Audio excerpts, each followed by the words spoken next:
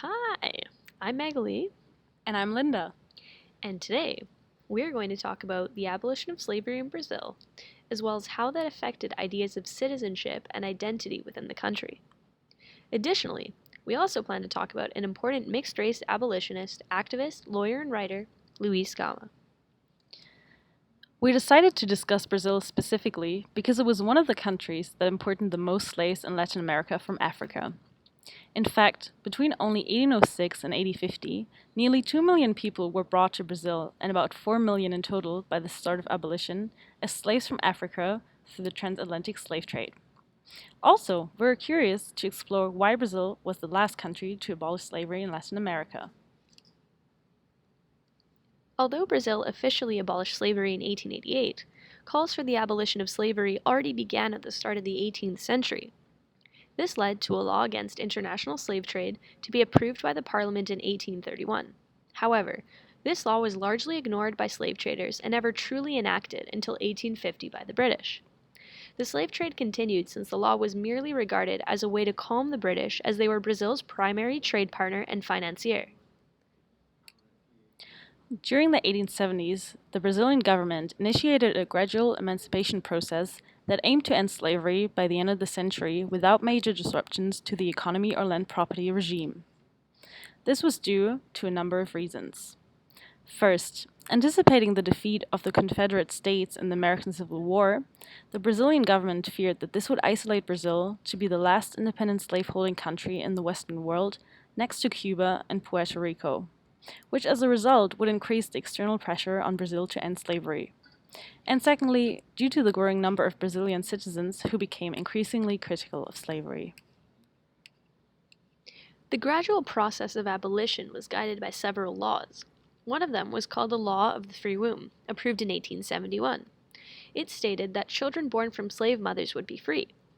These children would stay with their mothers until the age of 8, after which their mothers could decide to either remain their guardians until they turned 21 or to deliver their children to the state to receive $600, about $310 US. Most mothers chose the first option, which caused many free womb children to grow up and work under the same conditions as their parents. In addition, during the war against Paraguay, the Brazilian government was in dire need of soldiers and began freeing its slaves in order to enlist them, as well as paying the manumissions of the slaves who were presented by their owners.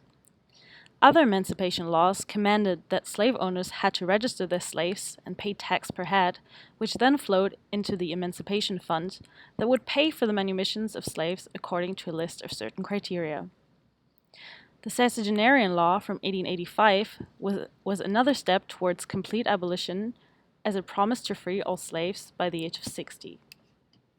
La Lei Aurea, or the Golden Law, was enacted on May 13, 1888, and signed by Isabel, Princess Imperial of Brazil, an avid opponent of slavery. The law itself was very brief and only stated that A. Slavery was to be abolished from Brazil, and B. That any laws related to slavery could be reappealed. By now, you might be asking yourselves, why didn't Brazil abolish slavery sooner? Well, as you might expect, there is no absolute answer to this question. One reason that Brazil was reluctant to end slavery was greatly due to the fact that slaves were critical to the economy. Diamond and gold exports in Minas Gerais, as well as the booming coffee industry in Sao Paulo, all relied almost entirely on forced labor. A similar situation was also present in the Caribbean. Moreover, as a result of being married to a foreigner as well as being female, Princess Isabel struggled to gain legitimacy, which further halted the enactment of the Golden Law. Next, we are going to look at what actually changed after the emancipation in Brazil.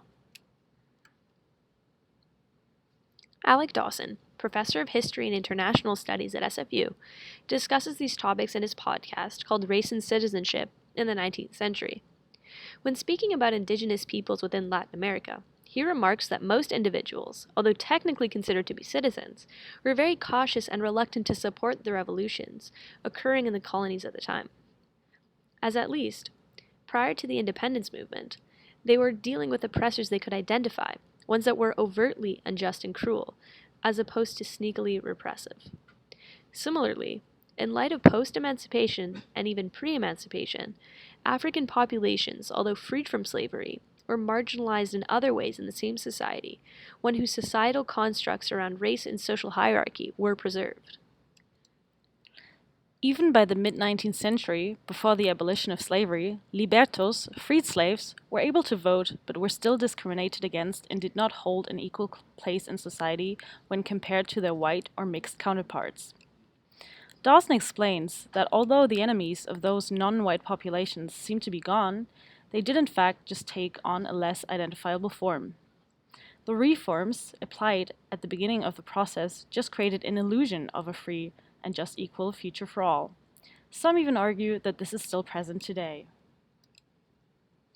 This idea is echoed in literature written at the time of emancipation in Brazil by black or mixed race academics such as Antonio Pereira Rebusas or Luiz Gama, who we'll speak about in this video. Luiz Gama was born to a father of European noble origins and an African mother in Bahia on June 21, 1830, making him a Brazilian mulatto. Gama, having been sold as a slave himself by his father, knew firsthand what it meant to be a slave, and so, after obtaining his degree in law, after being discharged from the military for insubordination, dedicated his life to abolishing slavery in Brazil. As an avid opponent of the Brazilian monarchy, he did his best to serve the slave populations by defending them in courts and expressing their plights in literary form, whether as poetry or articles.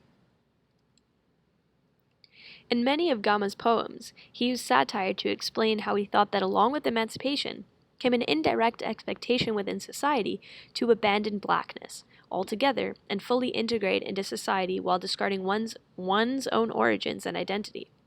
This is something Gama was overtly extremely against, and evidence of this can be seen in his written works where he praises African beauty and culture, especially when describing African and mulatto women. Additionally, although Gama never lived long enough to see abolition occur in Brazil, he foresaw that although black people were supposed to be free post-emancipation, they were still going to face many barriers such as education, poverty, obtaining employment, and overall acceptance by others for many years to come.